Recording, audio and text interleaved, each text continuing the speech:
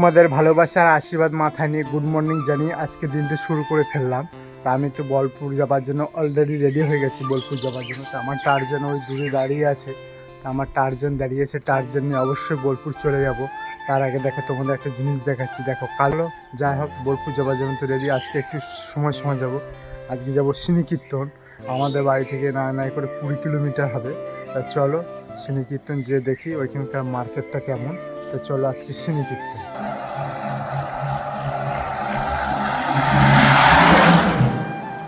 আমাদের বাড়ির পাশে একটা পেট্রোল পাম্প আছে, আমি সেইখানে চলে এসেছি।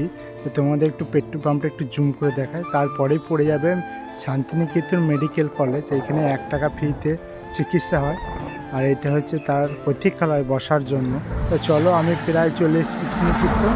তো চলো শ্রীনিকীর্তনের ভিতরে যে দেখবো। এই যে হচ্ছে কিষান মার্ডি শ্রীনিকীর্তন। তো আমি বোলপুর কিষান মার্ডি শ্রীনিকীর্তন মাছ বাজার চলে এসেছি। তো চলো দেখি কি মাছ পাওয়া যায়, কেমন কি দাম। তো চলো সামনে সাইকেলটা রেখে চলো আমি বাজারে যেয়ে দেখি কেমন কি মাছ পাওয়া যায়। তো চলো।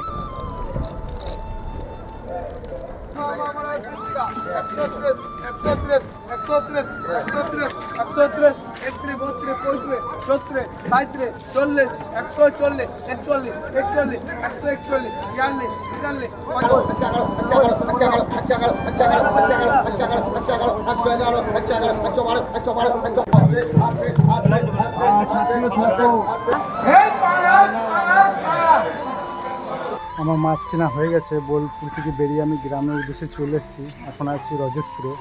প্রায় মাছ বিক্রি হয়ে গেছে। এখন মাছ আছে বান মাছ, চুনো মাছ আর মিরিক কাটা আছে, তাহলে শেষ হয়ে যাবে।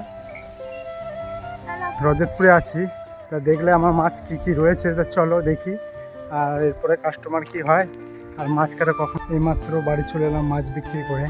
তা আজকে 3টে মাছ বিক্রি হয়নি। কালকের মতন, কালকে যেরকম 1.5 কেজি মাছ বিক্রি হয়নি, আজকে 3টে মাছ বিক্রি হয়নি। তার মধ্যে বান মাছ আছে। এই যে বান মাছ কে খেতে ভালোবাসো অবশ্যই কমেন্টে জানিও। তো ভিডিওটা এখানে শেষ করলাম। সবাই ভালো থেকো, সুস্থ থেকো। টাটা।